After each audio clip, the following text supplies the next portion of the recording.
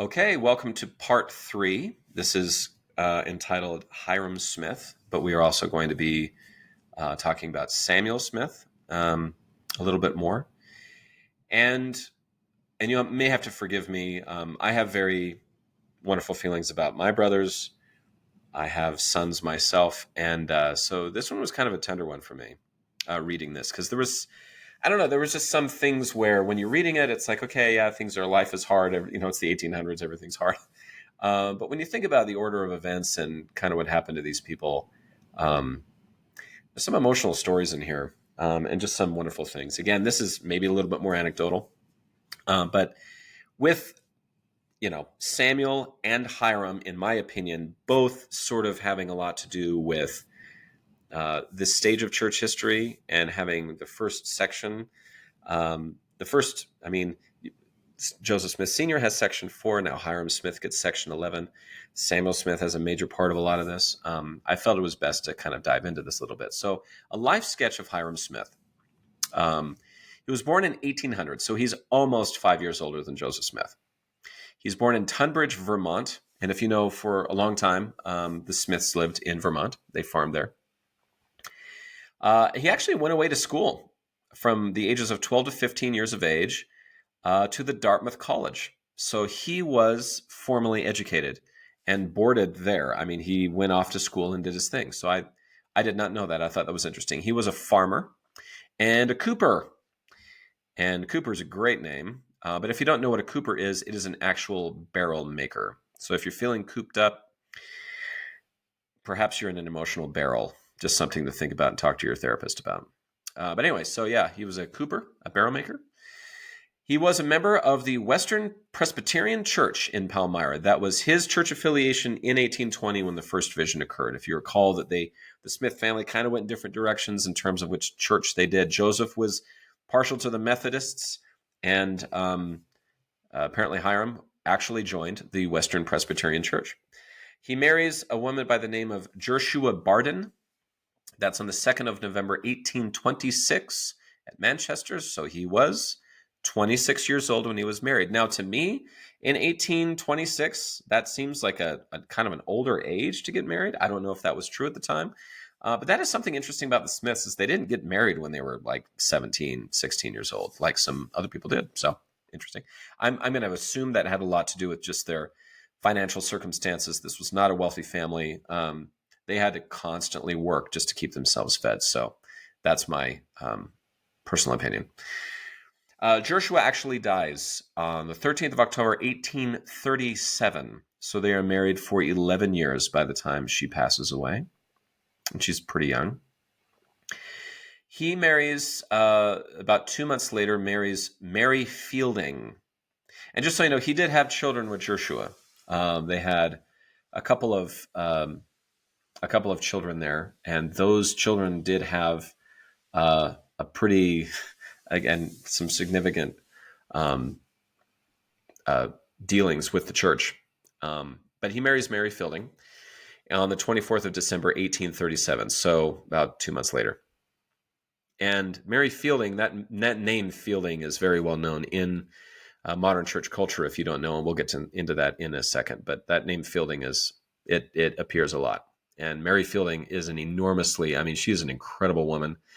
Joshua was an incredible woman. Like, these women really went through a lot and did a lot more than they were asked to do, to say the very least. Anyway. So Hyrum holds several Nauvoo positions in especially civic and church duties. He was a member of the Nauvoo Masonic Lodge, which was a really big deal from the late 1700s. Like, most of the founding fathers were Masons, all the way up to, I would say, kind of the mid-20th century.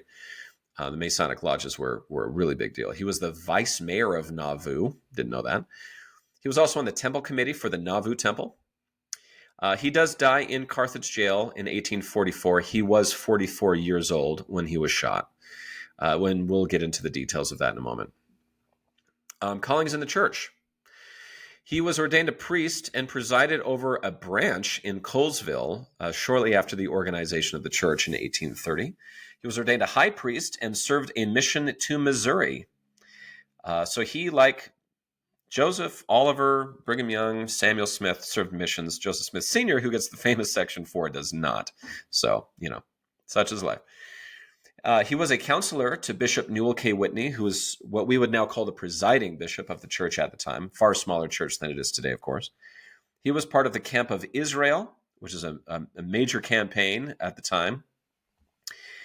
He was a member of the Kirtland High Council. He was an assistant president of the High Priesthood.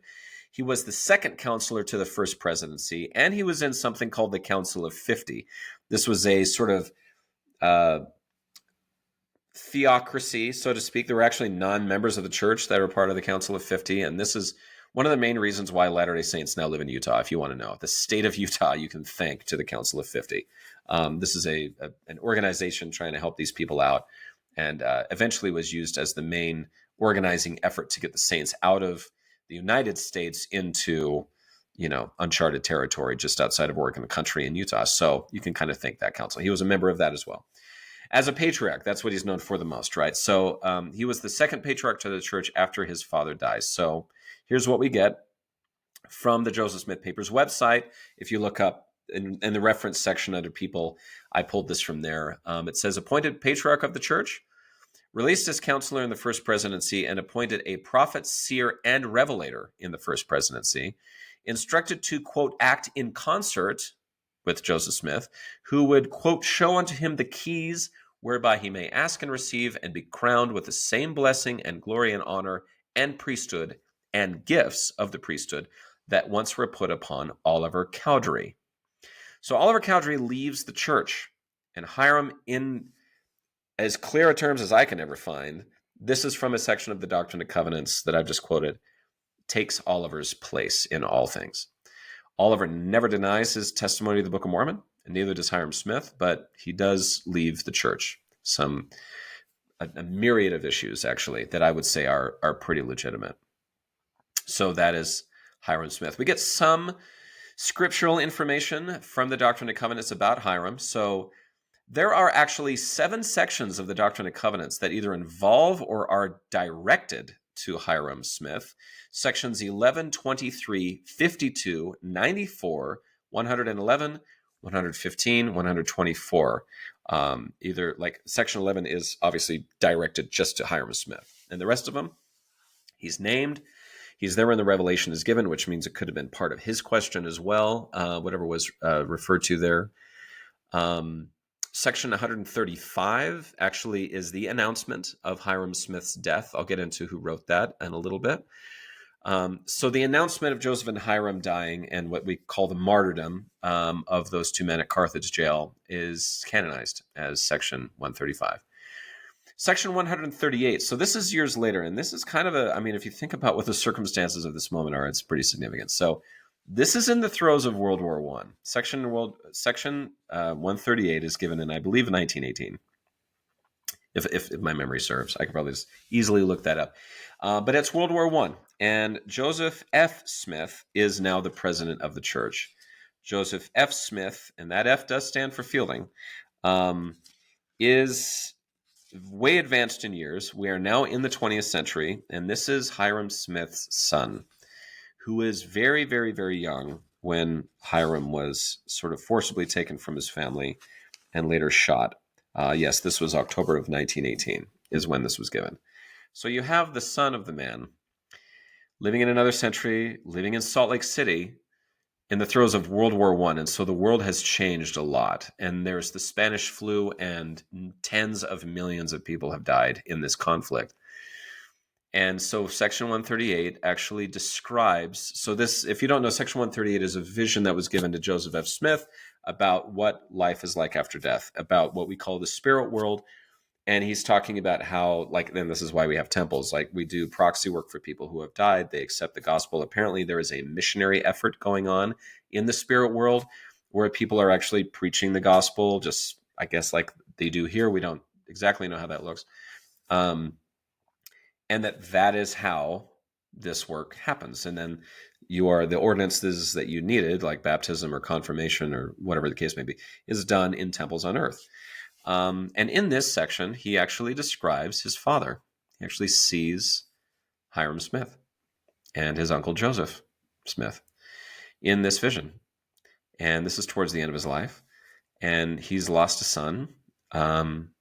Actually, Joseph F. Smith lost a lot of his children to death. And it was just death. There was just death everywhere. If you know anything about the late 1910s, I mean, the teens, if you will, there was so much death in the world, and a lot of it was disease, a lot of it was war. It was a bad time, and so for him to be able to see his own father, again, if you're a believer, is a pretty remarkable thing, a pretty fascinating thing, I would say.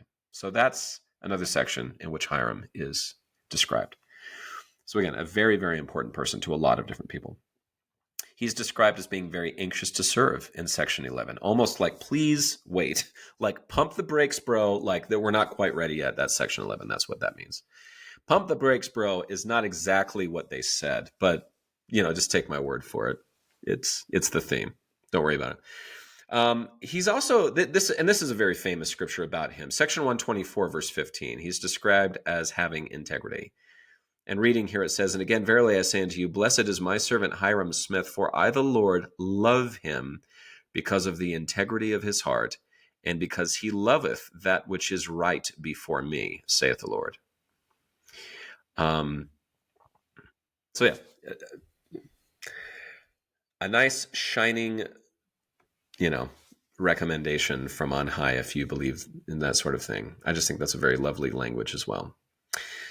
So then we get into his death, and this is one of the reasons why a lot of people know a lot about Hyrum Smith, is because of this episode. So he was actually, at the time, if you don't know, he was actually running for the Illinois state legislature as an independent candidate, and as a member of the Nauvoo, and he was a member of the Nauvoo City Council when he was killed. So this is a man who holds some political office. So some people actually term it assassination, because that's usually how you term it when somebody who's holding office or is a candidate.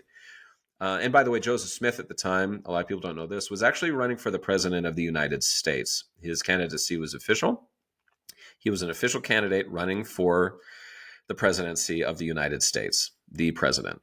And so he was actually the first American candidate to be assassinated. He was the first presidential candidate to be killed. So he gets that place in history, unfortunately.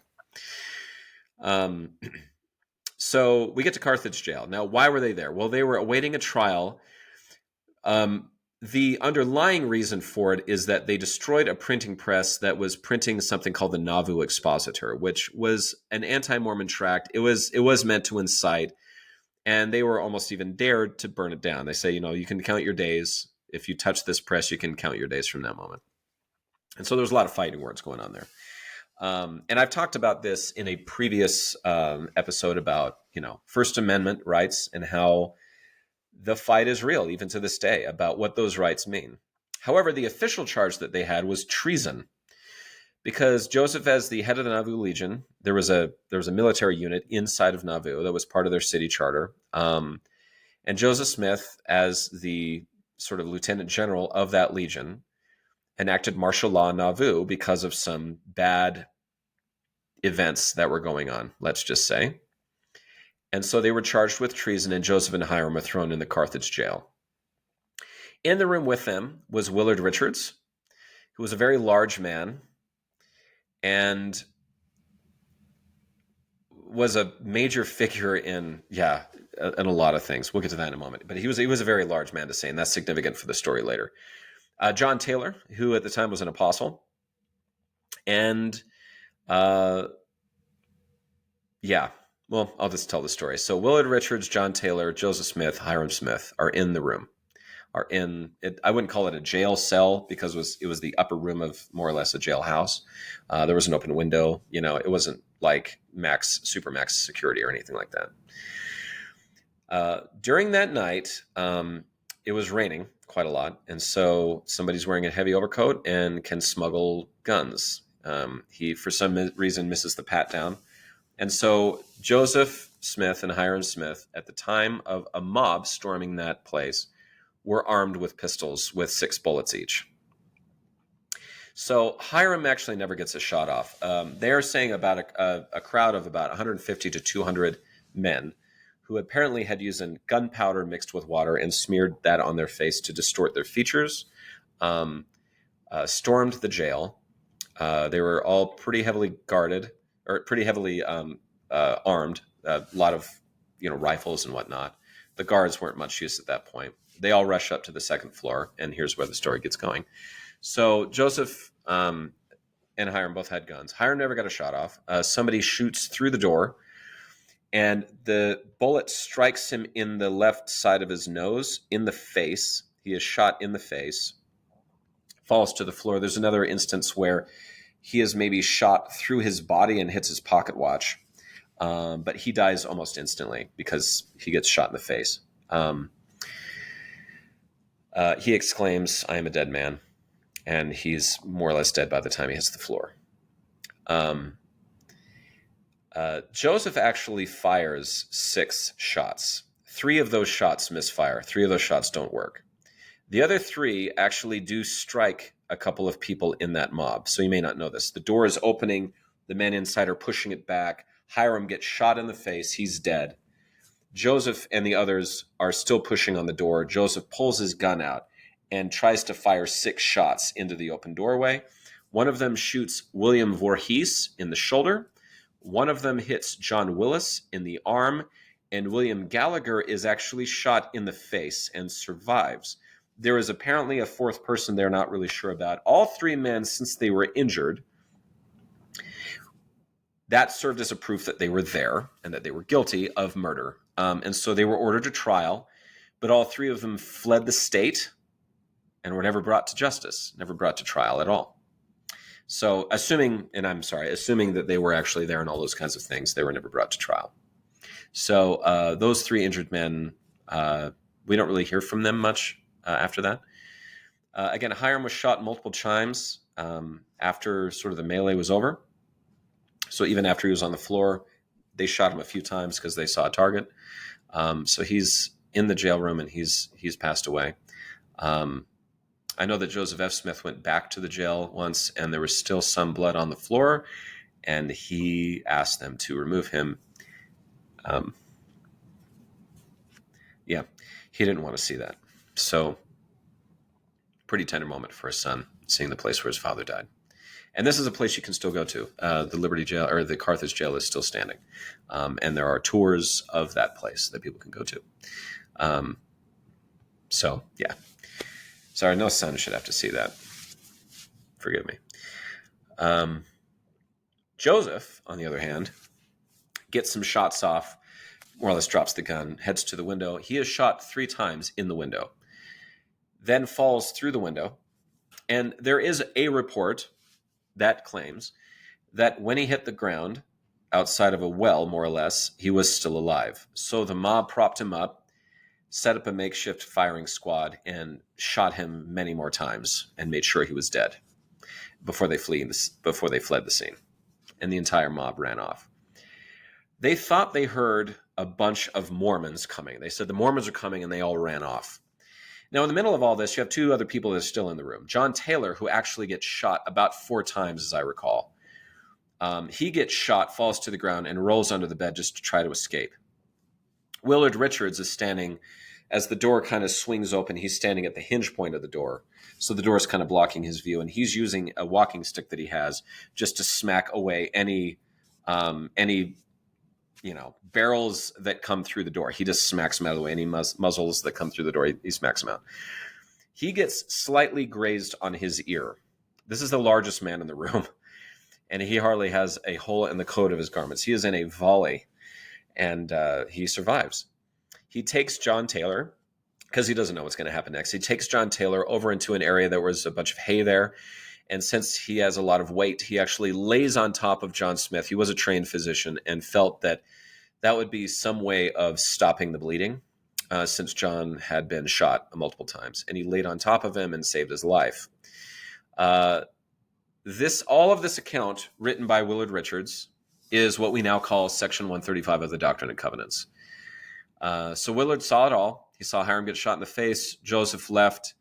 He saw John roll under. He was kind of standing in a corner watching all of this, trying to save lives by just smacking away guns being pointed into the room. And what he wrote is now canonized as Section 135. He saves John Taylor's life, and John Taylor eventually actually becomes the president of the church. So it goes from Joseph Smith to Brigham Young. So once Joseph is killed, there's a kind of a tense moment in Nauvoo area where they don't really know who the leader is. It was actually recently depicted in a film called 6 Days in August. And you might see me in that one. I'm not necessarily a good guy in that one, so forgive me for that. I'm a nice guy, I promise. But anyway, Brigham Young eventually takes over. Sort of the quorum of the 12 eventually takes over. They move the saints to Salt Lake. Brigham Young becomes the president of the church, builds up all the territories of Utah. He dies in, I believe, 1877, and then John Taylor is made the trustee of the church for a small period of time, and then is basically just ordained to the president of the church. So, thank you, Willard Richards, saved the life of a prophet. So John Taylor becomes the third president.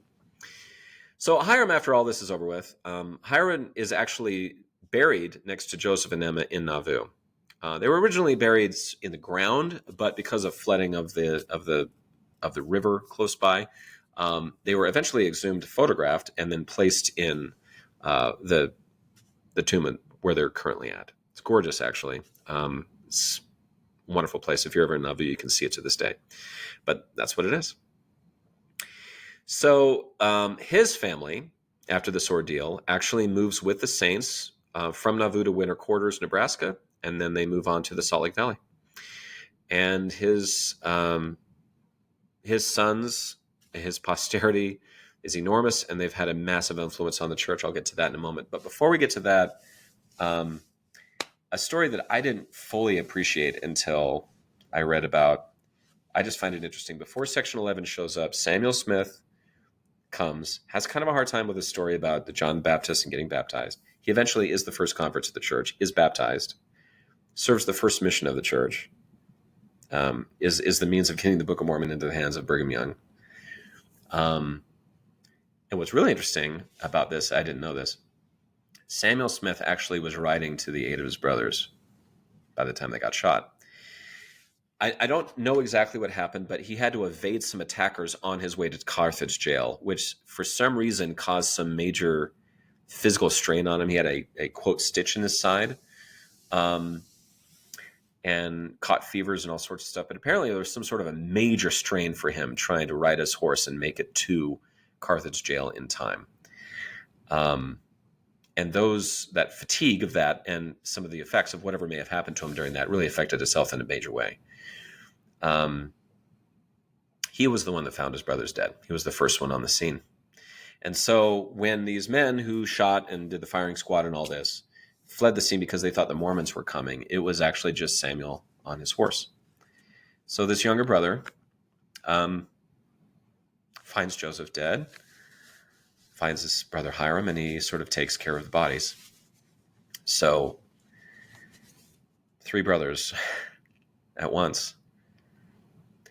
According to his mother, well, and I don't have to say according to anybody, just about 30 days later, Samuel dies. Now, he's given a generic sort of 1840s diagnosis of what was wrong with him.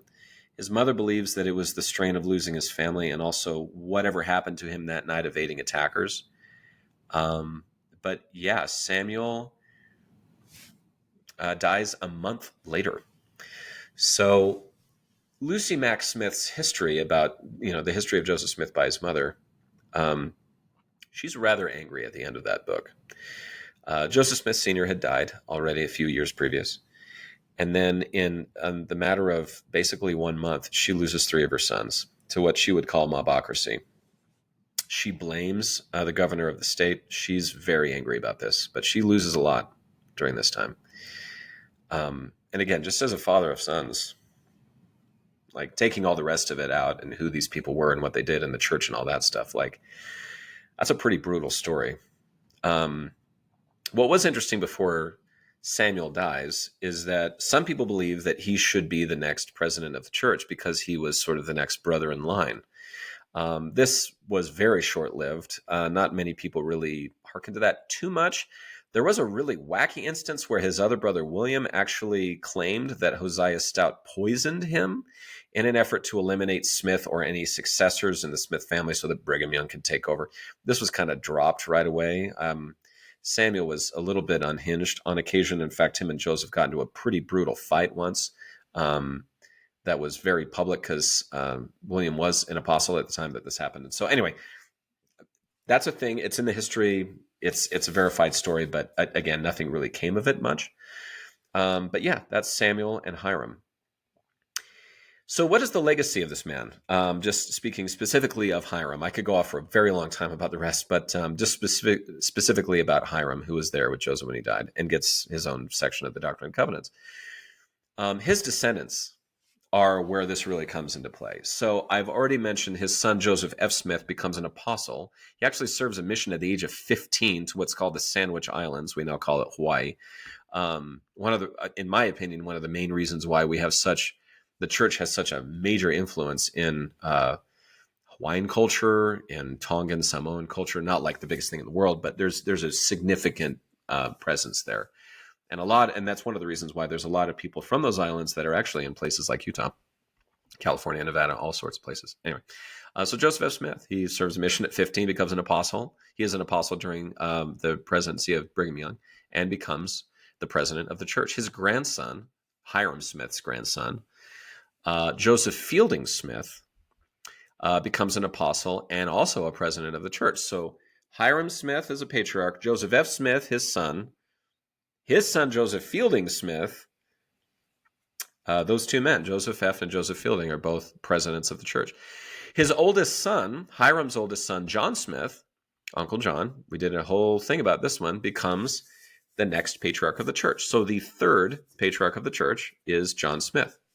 He becomes patriarch in 1855. And those descendants from him held the office until it was no longer a thing. So the general church patriarch was John Smith, and it was passed down. I did an entire section about this a couple of episodes ago, all the way to Eldred Smith. I want to say it was 1978 or maybe earlier.